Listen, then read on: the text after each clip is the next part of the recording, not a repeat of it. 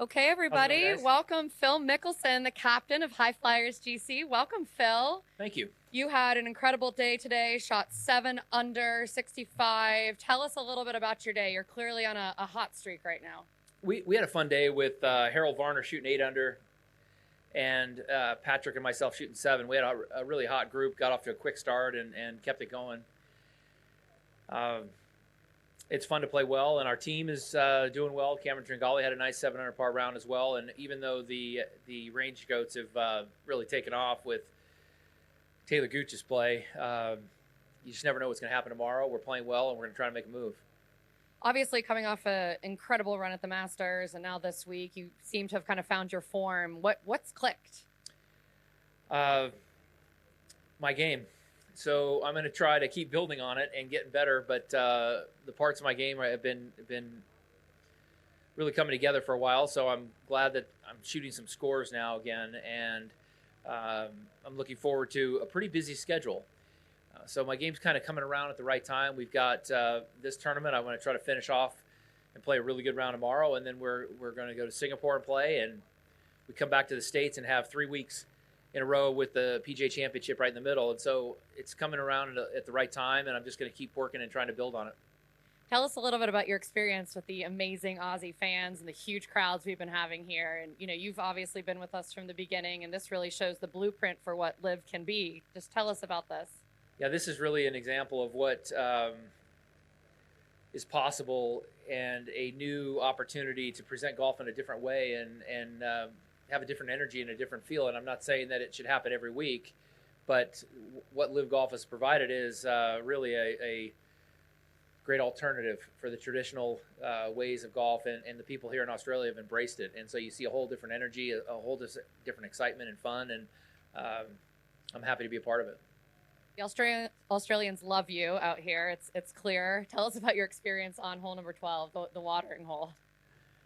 I mean, that's really a cool feature, but I think the thing that I enjoy most are some of the little things about being here in Australia. Like, for instance, when I go sign autographs, I signed yesterday, there wasn't any pushing, there wasn't any shoving. People were patient, they waited, they were appreciative, and I just really appreciate that. I appreciate how kind everybody's been. And last few holes, alcohol's been flowing. That's great. And maybe it might be a little bit louder and stuff, but that's what we want here. We want golf, but louder. We want a different environment. We want a fun, not stuffy environment. And that's what we are trying to create. And that's what people here in Australia have kind of embraced. Last one from me. What was your walkout song on the watering hole? My song was "Lose Yourself" with Eminem. I've liked his stuff for a long time, and it just was fitting. There was some lines in there that just worked well. I love it. That's great. Pass it over to Mike. Phil, in an individual event, the tournament would probably not have much drama tomorrow, but because we have the team aspect, there's still a lot of things that could move about. Can you just talk about the importance of like having that team competition going into a tournament like this, where there is some drama tomorrow still? It does make it a lot more fun and exciting and interesting. And this is a rarity to have, after 2 rounds, such a big lead by Taylor Gooch. That's some exceptional play, and to have a 10-shot lead after 2 rounds, that's almost unheard of. And so it doesn't happen often. I don't know if it's ever happened here in LIV Golf, but the team aspect brings everybody together. And when you're counting 3 scores, you can have massive changes. I mean, their team shot 23 under par. Like, you can have huge changes, and so a lot of teams are still in it. Can you just talk about maybe the tape on your wrist? Is that something new that you've been using? Oh, it just helps with inflammation. It's just been, the ground's pretty firm, and I've been going in pretty aggressively, and it just kind of makes it feel a little bit better. So there's really nothing to it. I'll probably take it off a little later, but it just helps. Thanks. Okay. Steve? Well, just a bit similar to the earlier question, but just on a personal level, when you're out there, and it seems like every 5 metres there's a fresh sort of wave of appreciation for you. How does that affect you on a personal level? I certainly appreciate the way people have responded, right? The way they've treated everybody here, the way they've shown the appreciation of being here, and some of the comments have made all the players feel very appreciated, and that's makes you want to come out and be a part of it and do more for the fans and more for the people who are out watching, and try to create an even more fun environment and be more engaging. Like, it just breaks down the barrier between player and fans and brings them closer together. Was it Jake? Hey, Phil. Jake from Country Club Adjacent. He mentioned the tape on the wrist. You said it was from impact. Are you sure it's not from just giving too many thumbs ups? Certainly, that's a part of it. I mean, my thumbs are sore,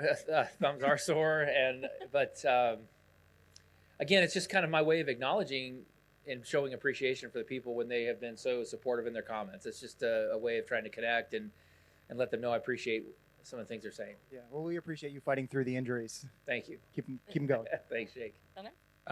Phil, I asked a similar question of Cam Smith, but has this event exceeded your expectations here in Australia? Probably. I knew that there were going to be a lot of people. I didn't really understand fully how many people were going to be out here. And then, again, what I am appreciative is how kind everybody's been, and how the comments have been fun or funny and positive. And so it's been fun to play in this environment. And the support that Cam Smith has had is pretty cool to see too.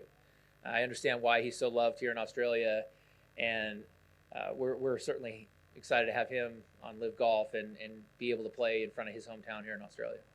Again, just on the watering hole situation, there was a lot of beer flying around today. Will you have to wear a rain jacket tomorrow? I think that hole is really fun, really cool. I think they did a great job of having just the right amount of loud interaction, and yet without going over the top. I thought it was really well done, and it allowed for more people out there, more access, and people to be able to see better. Like I said, I didn't understand fully like how many people were going to be here. I mean, numbers, they threw numbers around. Like, I knew that it had been sold out for a while, but I didn't really grasp that every fairway was going to be lined, and that just exactly how many people were coming out. And then I come here to Adelaide and I see the stadiums and the tennis centers and all of the sports and opportunities and the love of sports here in the city, and I start to understand better. It's pretty cool. Thanks, Phil. Good luck tomorrow. Thanks. Adam? Oh, sorry. Phil, it's been 2 weeks almost since the Masters, that incredible performance on the last day at Augusta. Can you just talk about the reaction you've had since then, leading into an event like this and playing so well the last couple of days too?